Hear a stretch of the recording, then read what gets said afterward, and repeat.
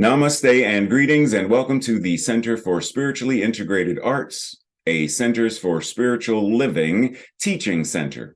I'm Reverend Dr. Raymond Anderson, the founding minister and spiritual director. If you ever have questions about who I am, who we are, what we do, what is Spiritually Integrated Arts? What is a teaching center? What is Centers for Spiritual Living? What is metaphysical spirituality? What is New Thought? Science of Mind and Spirit? How do I become a member? How can I support, tithe, and donate? All of these questions and so many more. Send an email. You have two options. SIAADMIN, Spiritually Integrated Arts, admin at spirituallyintegratederarts.org, or spirituallyintegratederarts@gmail.com. Either of those will work. You can also visit our website, www.spirituallyintegratederarts.org. Now, you may be wondering, where else can I find and follow? There are several other social media platforms that you can also subscribe and follow. Facebook, Instagram, Twitter, and our YouTube channel, where you can also find all of our Sunday messages and more. I look forward to hearing from you soon. I look forward to you being a part of this beloved community. Because we are a virtual community, it doesn't matter where in the world you are. This can also be your spiritual community, because you can have more than one. Anywhere that you feel supported, anywhere you are spiritually fed is home, is community, is relationship. So I look forward to dialoguing more, conversing more, getting to know you. Much love and appreciation. Live long and prosper. Chat with you soon. Take care.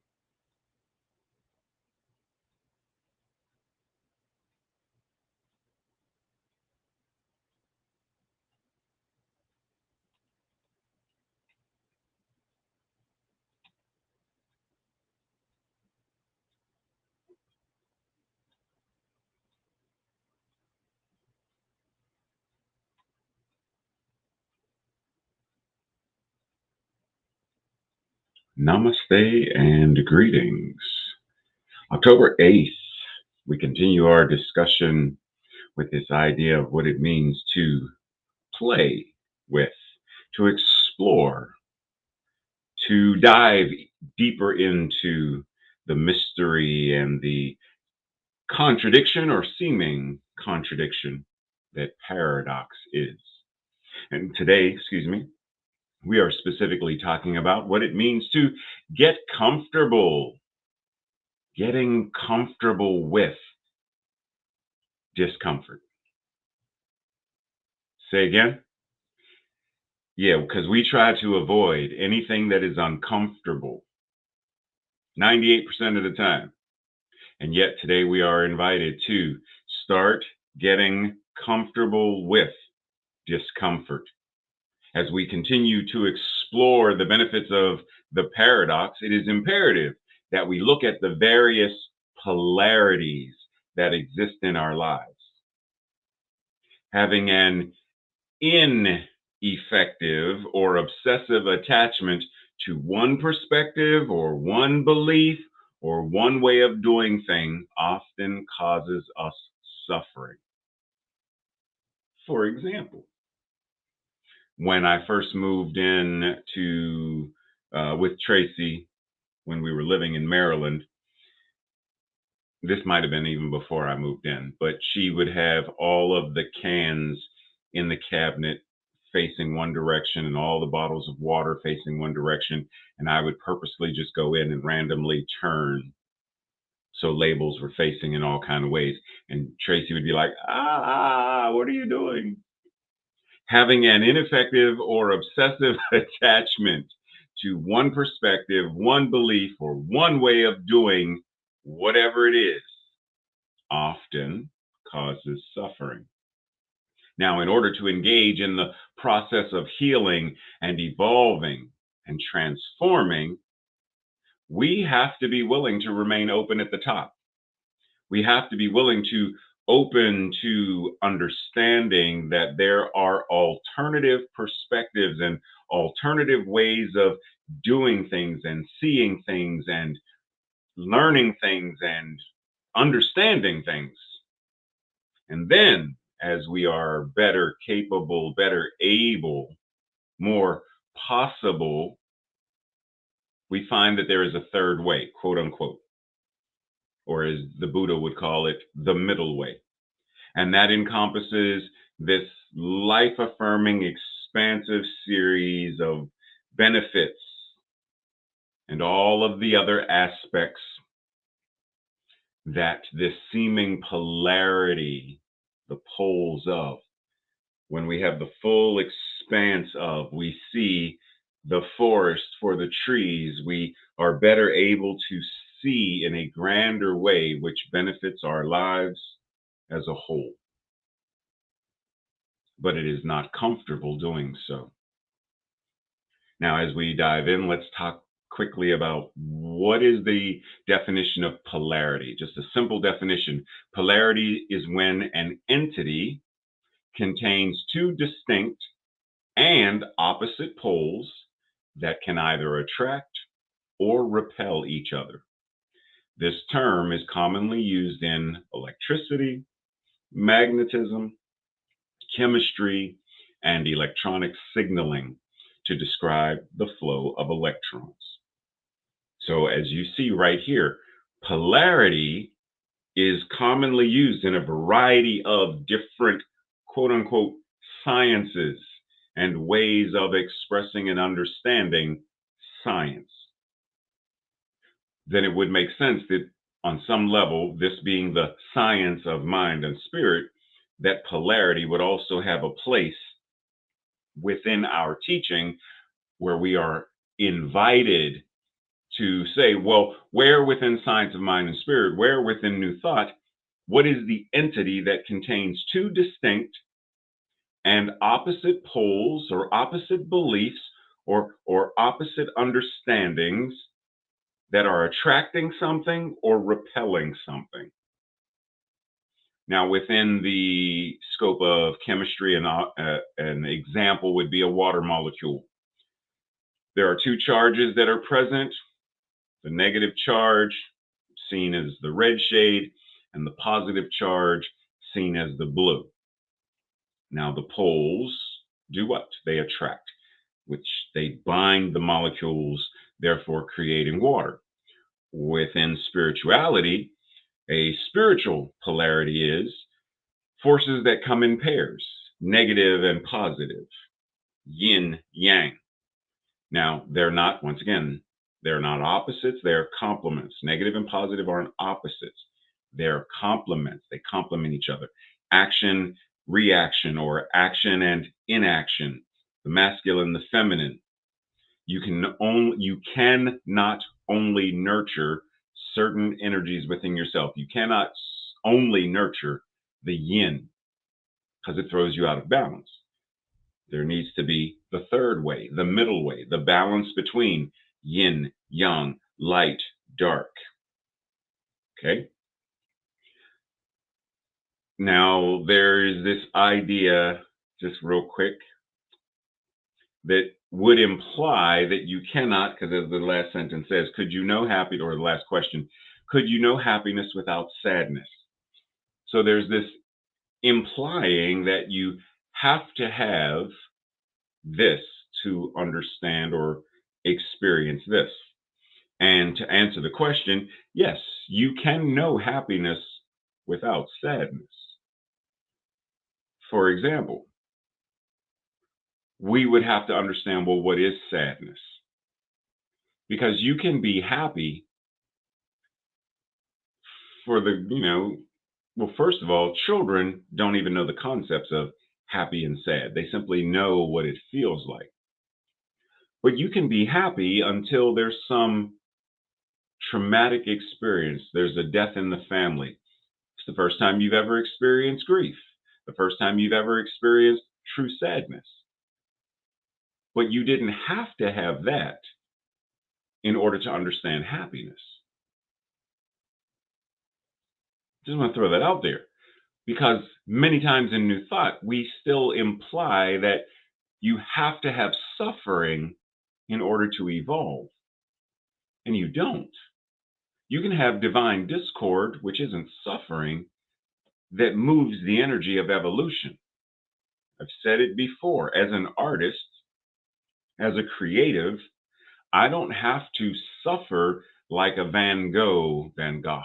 I don't have to suffer like many artists with great pains and sadness and anger and whatever that is in order for me to paint or draw or create music or whatever it is. I don't have poetry. I don't have to have that great pain. I could have the inspiration just from life.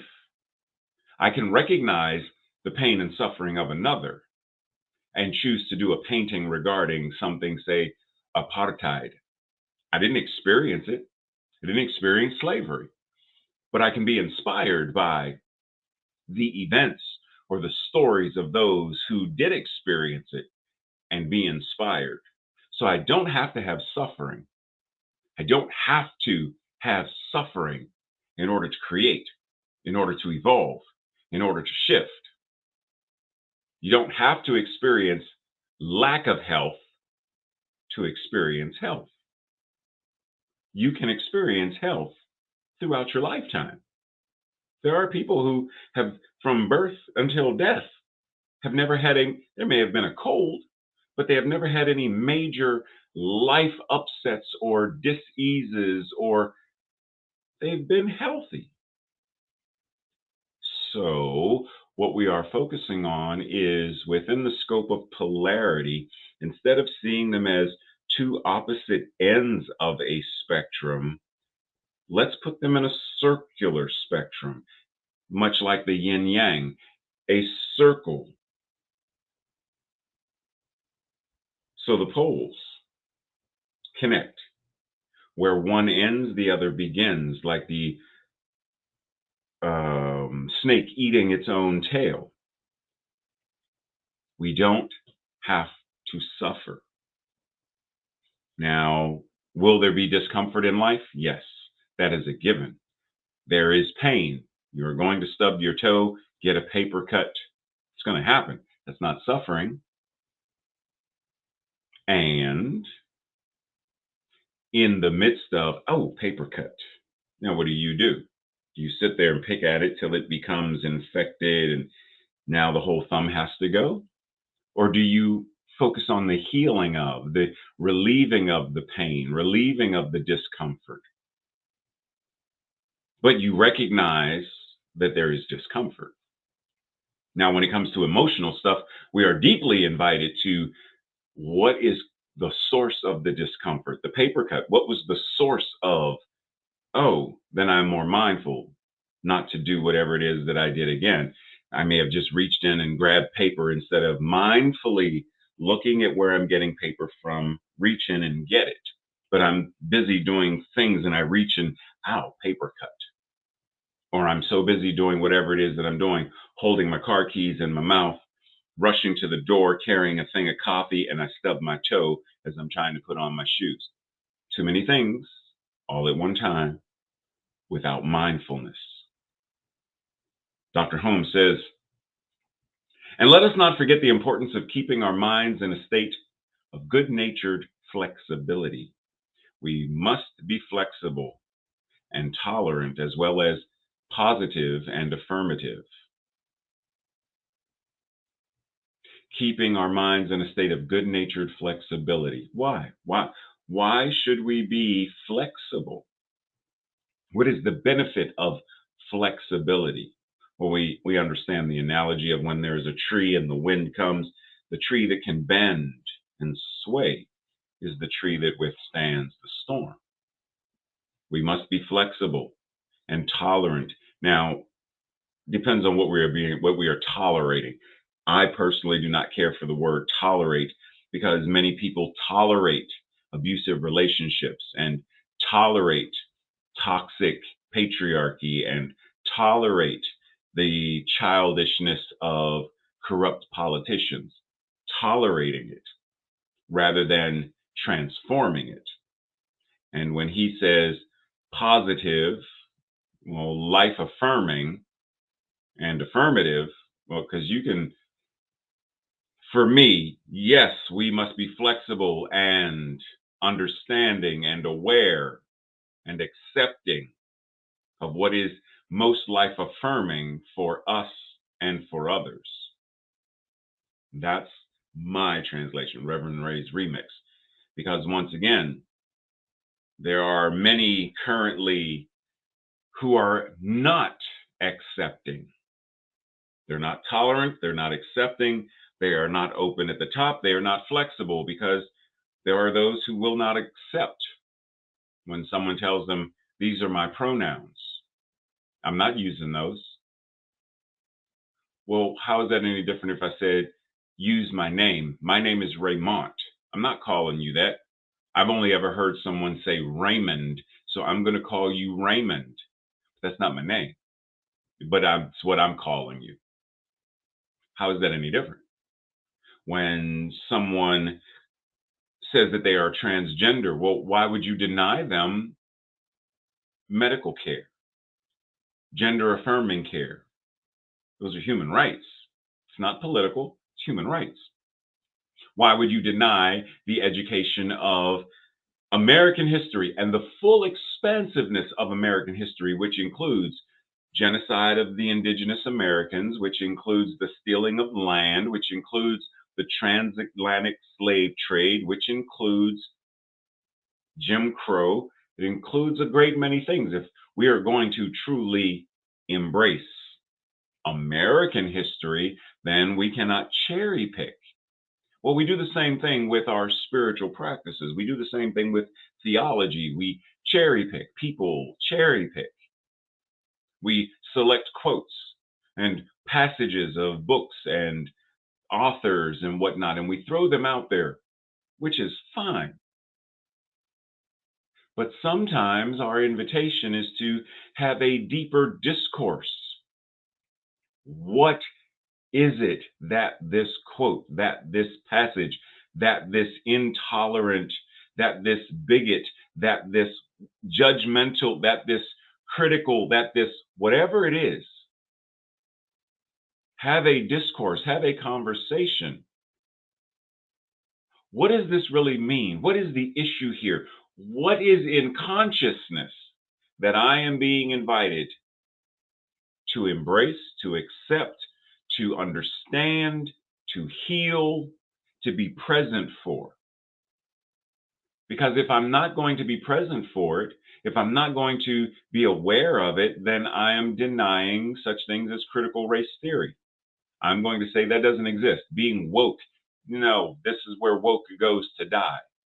Then I'm going to be one of those who says that because I don't want to acknowledge the full expanse of what history says. I don't want to examine or acknowledge the full expanse and the full spectrum of gender expression. I don't want to.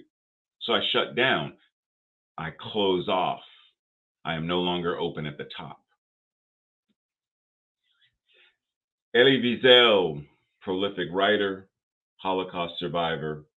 He famously said that the opposite of love is not hate. The opposite of love is indifference. And indifference simply means a lack of interest, not being invested in. There is no feeling towards, there is a disregard of.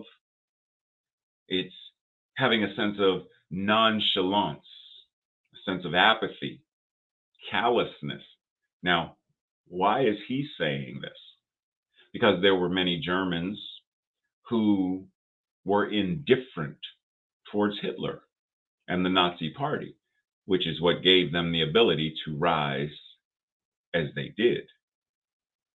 And once they rose to the position that they did with the authority and the pseudo power that they had, they then began cruelties that we can't even imagine.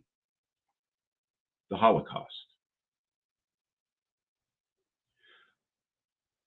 Are there things that we today are indifferent towards? Are there things that we in New Thought are indifferent towards? Archbishop Desmond Tutu once said, if you are neutral in situations of injustice, you have chosen the side of the oppressor. To not choose is a choice. And so when you see or hear about an injustice happening in the world, people who live in a food desert, a food apartheid, when you hear about school shootings and mass shootings, various injustices, inequities, when you hear about police officers who are sanctioned to kill unarmed people of color, to shoot people of color in the back, it's not justified, to burst into someone's apartment because they don't, as the police, they don't have to knock, they don't have to announce themselves. They are given free rein to just burst in.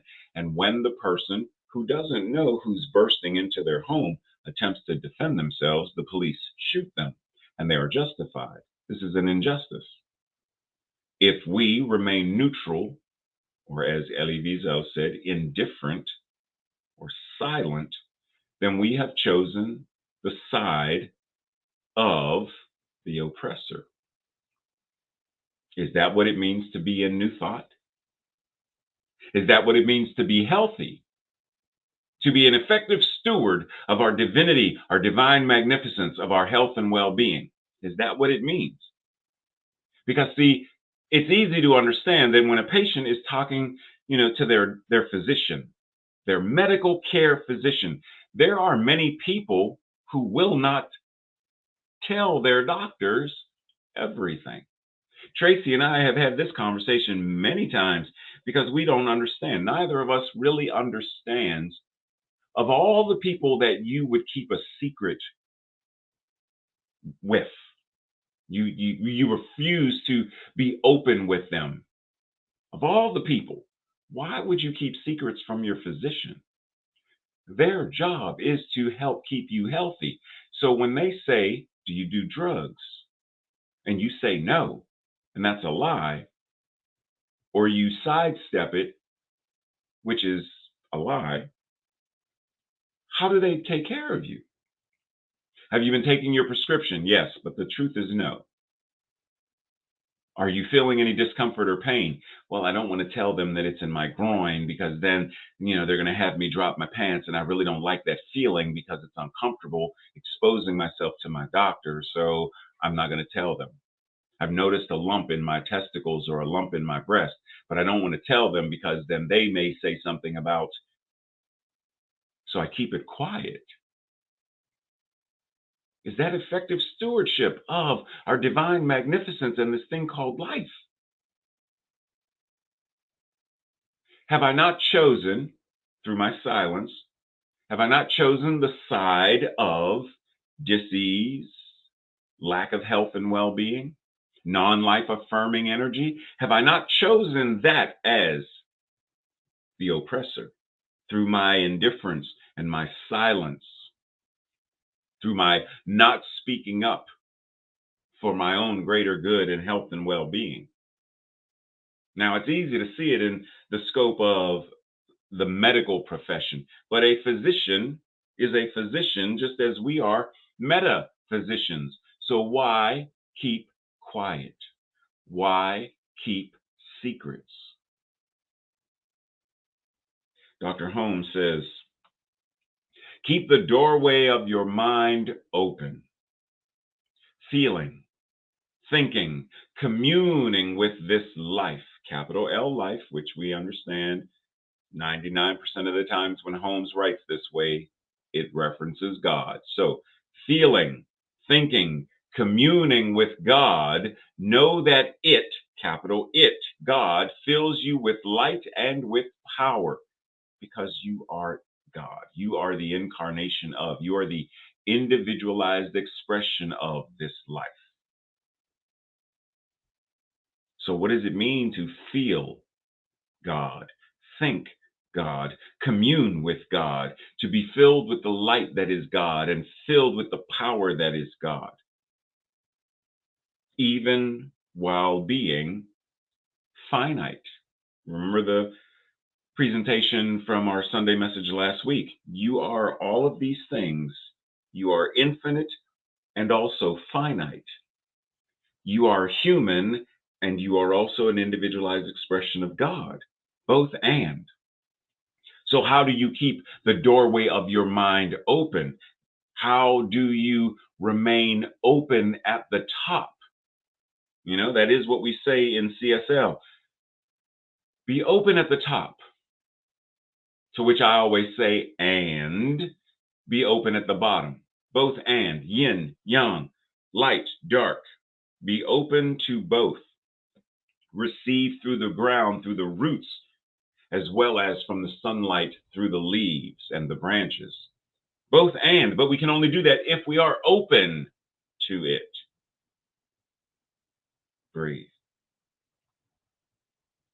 Dr. Holmes says, there is perfect coordination in every part of my being because the spirit of perfection is acting in and through me and as me. Throw that in there too, because that's also truth. The spirit of perfection is acting in me, through me, and as me. And yet, what if you are not experiencing this perfect coordination? What do you do when you are experiencing COVID, or you are experiencing cancer, or you are experiencing diabetes, you are experiencing grief, poverty, just lost my job, just lost my house, just lost, I was in a long-term relationship, now I'm single again. I'm not experiencing this perfect coordination. It feels like everything is out of whack. Now, in the grand scheme of things, in the absolute, nothing can go out of whack because it's all God. God can't go out of whack. But in the relative, oh, it most certainly can, and most certainly feels like it, and most certainly that will be our experience. Yes, these are the things. So, what do you do when it says there's a perfect coordination in every part of my being? Because, yes, but what if you're not experiencing it? Are you willing to, first of all, identify where is the lack of perfect coordination being experienced? Where do I feel non discoordinated in my life? Can I identify where that is? My relationships. Can I identify where that is? My finances. I don't balance a checkbook very well. Even though how many people actually write checks anymore? I don't balance my checkbook very well. Where am I experiencing the lack of coordination? Can I identify it? Can I be present with it? Because if I can't shift it. Can I go to the very place where I am uncomfortable even recognizing it? With boldness, transparency, and honesty, can I say to myself, I am not, at this present moment, an effective steward of my finances. Now let me explore, what did I learn that conditioned me to not be effective? so that I can then identify, now that I know what created the lack of effective stewardship, what do I need to learn or embody and practice for there to be effective stewardship? I don't feel perfect coordination because I live in a food desert. I don't have access to nutritious, affordable foods that are healthy for myself and my family. Can I identify what that looks like and what that means? And in that, can I find ways to make choices that start to shift and change? So, yes, I'm going to eat at McDonald's. Are there healthier choices at McDonald's? Or I can only afford fast food. Are there healthier fast food options than McDonald's? It's simply recognizing this is the condition. Now, how do I, within the condition, begin to transform it so that I am still effectively, what it said, so that I am still effectively being this channel for the life and the love and the light and the power of the divine? Am I willing to practice that? Because as Brian Emerson said, the practice, standing in the third way, is the practice. It is a practice. And it relies on a way of being and doing that most of us were never taught. Most of us were taught either or. You're good or you're bad. That's right or that's wrong. You're healthy or you're not. You're fit or you're fat or you're too skinny. We were taught the extremes, judgment and criticism, guilt and shame. We were conditioned in that way. We weren't taught the middle way or the third way, as he referenced it. The third way requires self awareness, it requires conscious choice, and it requires courageous action.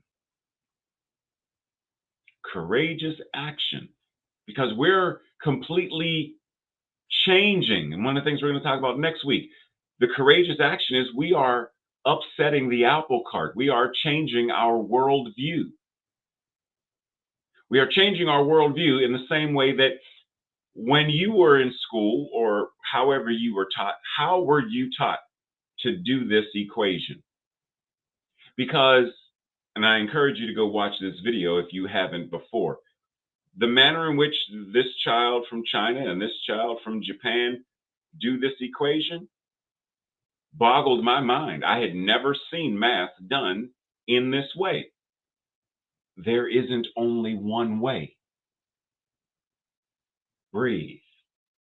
Because the third way, as is said in the film Oppenheimer, referencing light, because he's talking to someone in the film and he says that light, in some ways, it appears to be a particle, and in other ways, it appears to be a wave, and in other ways, it's neither.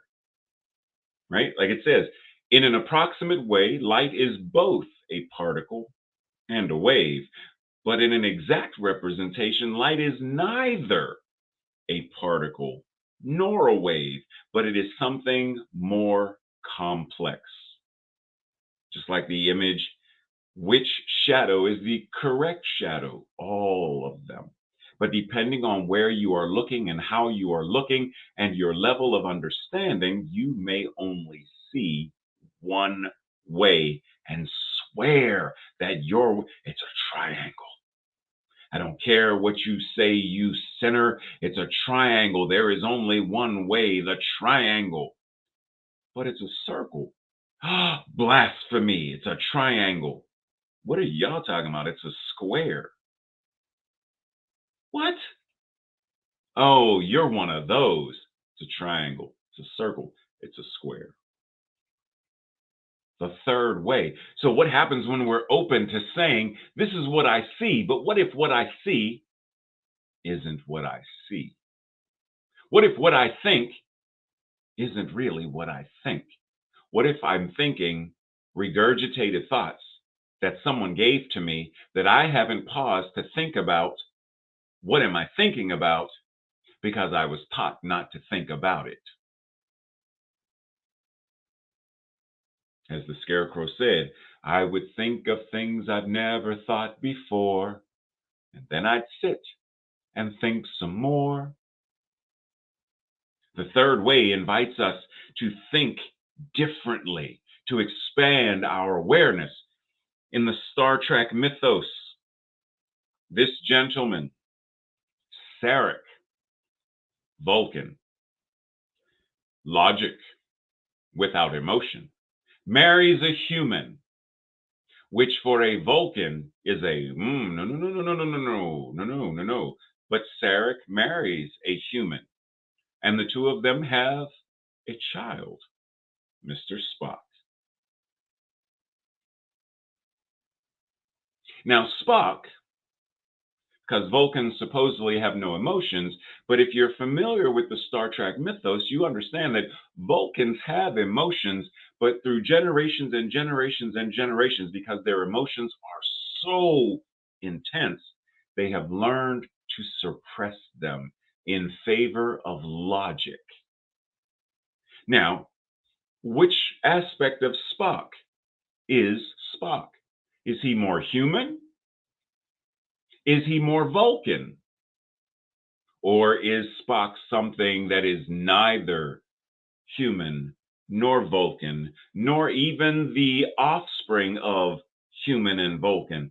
Spock is a completely different expression of life itself. What if there in the Vulcan canon there is this Kol Ut Shan, KOL dash UT dash SHAN, Kol Ut Shan, which means infinite diversity in infinite combinations. It is a deep part of their, for lack of a better word, I will call it theology, their metaphysics. There is infinite diversity showing up in infinite combinations. Spock is an embodiment of the expression of the infinitude of life. He's neither human nor Vulcan, nor half human, half Vulcan. Spock is something altogether different, while being parts of these others. Now, in a real world view, something that is more applicable and practical as a real world experience, when we see these robes worn by people, what do these robes represent? Do they represent symbols of pride? For some, they do. Or do they represent symbols of terrorism? For some, they do. Either or. Well, if we bring into this gentleman, for him, the robes don't mean what they mean.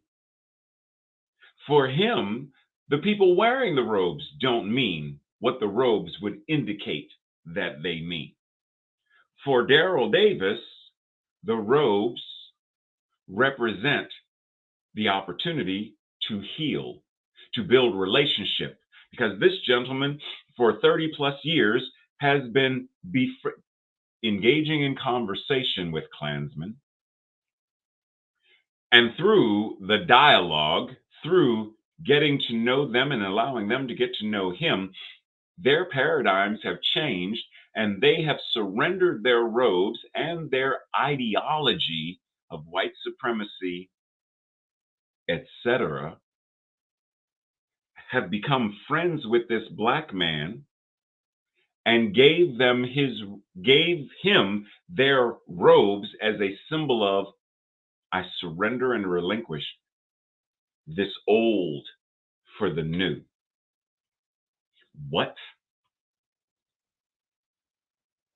What? See, the third way gives us, because simply saying, well, how do you do this? How would I do this? I don't know. The third way says simply this or simply that may not be the way to heal, may not be the way to engage in conversation with someone who would in some way like to see you hanging from a tree branch by a rope. How do you even engage in conversation with someone from this polar opposite consciousness?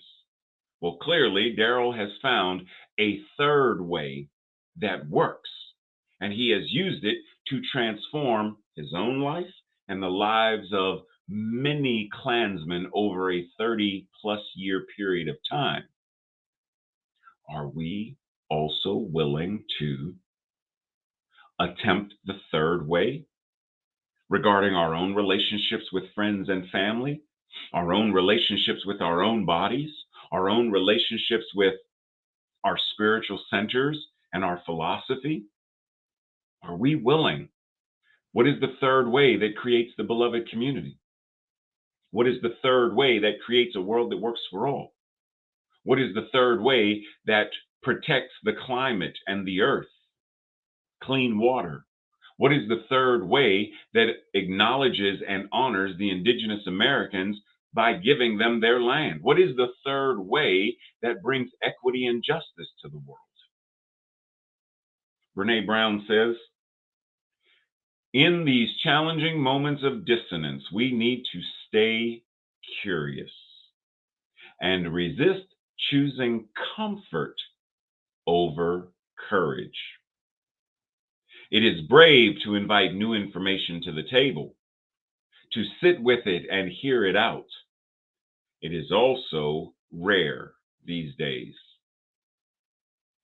Are we willing to make it so it's not rare, so that it is common to be brave to invite new information to the table?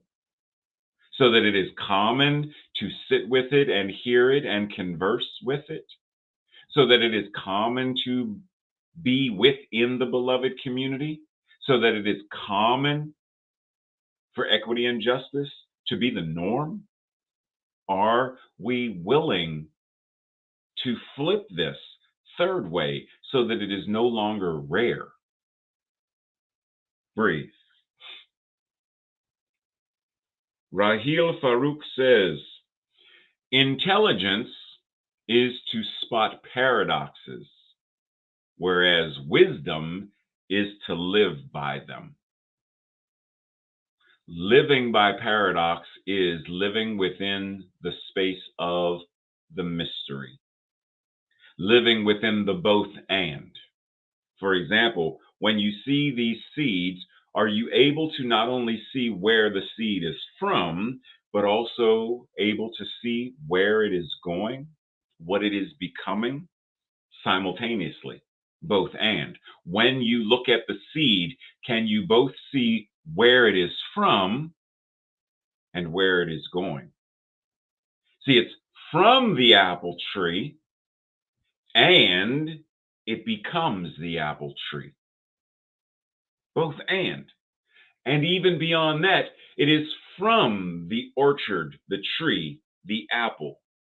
And within the seed, it becomes the tree that grows the apples that fall to become the seeds that grow trees that become the orchard. An infinite continuum of both and. Now, within that, we're invited to see the same thing within ourselves, so that even though there is one person, this one person comes together as a group. As Margaret Mead said, Reverend Ray's remix, don't misunderstand and think that a small group of like-minded individuals cannot change the world. For in truth, the changes have always been by small groups of like-minded people that created the synergy that became larger groups of people that then became evolved consciousness, and paradigms changed and systems changed. It wasn't everybody overnight that said, yes, women can vote. A small group of people. It wasn't overnight that slavery ended or Jim Crow ended. A small group of people. A select few abolitionists. A select few group of feminists. A select group of LGBTQ folks. A select group of them.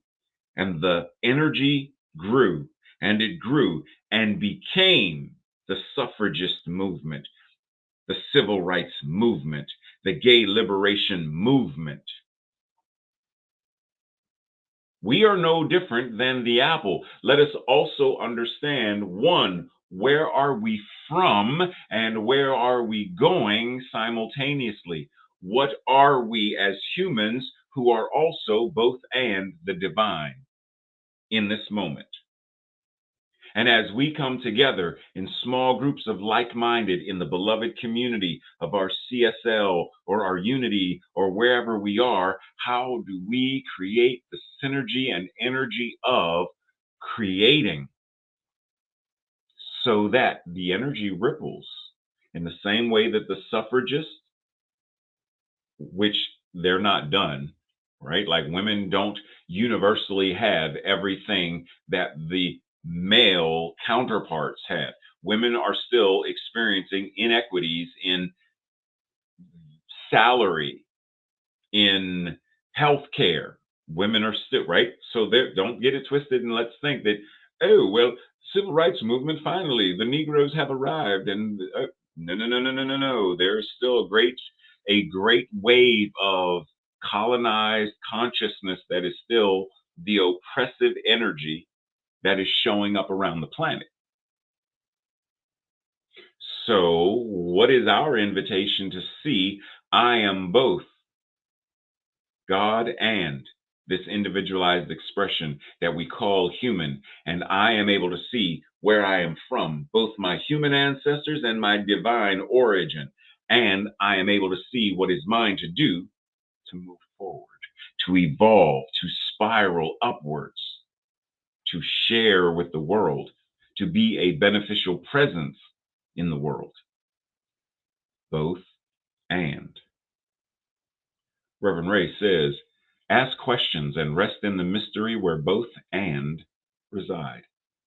Yes, there are some things that certainly are non negotiable. Slavery has no redeeming value. That is a non negotiable thing to discuss. And we need not entertain simply to entertain. But if we are inspired to ask from a third way, we certainly can do so if that is ours to do. The key is to ask, what benefits me and the world in my asking this question? And then simply hold the question and ask again or ask anew, but hold the question and ask. Now, regarding this, slavery has no redeeming value. We may not ask, well, what is the redeeming value in slavery? Is that we may not ask that question because there is no redeeming value in slavery, but we may ask this select group of people who want to push that narrative, what must they believe in order to tell this lie? In order to have this propaganda of an ideology that they would rather not address the truth in favor of this sugar candy coated narrative? We can ask that question. What's in their consciousness? That is, what is in their belief system? That is, what is in their paradigms? That is, creating this other narrative that is untrue. And in it being untrue, it is also ineffective in education. It's ineffective in creating systems of equity and justice. It's ineffective. So let us ask, what is the dis-ease of their mental equivalent? Because then once we identify that, then we can engage in the conversation. See, Daryl Davis understands what makes a Klansman a Klansman. So when he enters into the third way to have conversation with them, he understands the dis-ease. And as a physician, as a metaphysician, as a jazz musician, he improvs and changes the harmonies of the discord and brings it into a state of harmonics, a state of harmony, a state of unity. Our invitation is to do the same. This week's declaration or affirmation, I will say it first, and if it resonates with you, say it with me.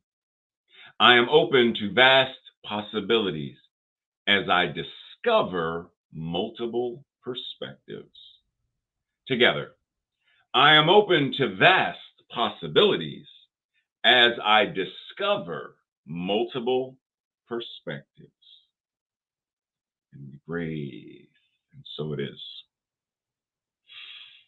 And so we rest in this space of infinite awareness as we explore the questions for this week. Dun, dun, dun. What are some polarities that you are navigating in your personal life? Remember, be brave, be courageous, be honest. What are some polarities that you are navigating in your personal life? Where do you find yourself doubling down when your views are shaken? When someone challenges something you believe in, where do you find yourself doubling down? What views, if any, have changed regarding your doubling down, and what brought about the changes? For example, maybe at some point you believed in the death penalty, but you no longer do. Well, what changed? Years ago, you doubled down. No, if you do this, this, or this, then you should death penalty. And something happened and shifted, and now I no longer believe in it. I no longer believe that that is the answer. Well, what happened? Number three, what is the third way you have found that works in your life? And if you haven't found, because you haven't practiced the third way or a third way, this is your invitation to do so. Number four, where in new thought do you notice that we are closed versus open minded? Remember, be open at the top, open at the bottom. Open the door of your mind, the door of your consciousness. Where in new thought have you noticed that we tend to be closed rather than open, or closed versus open? And then lastly, where are you invited to better balance, to find better balance, to be in better balance in your life?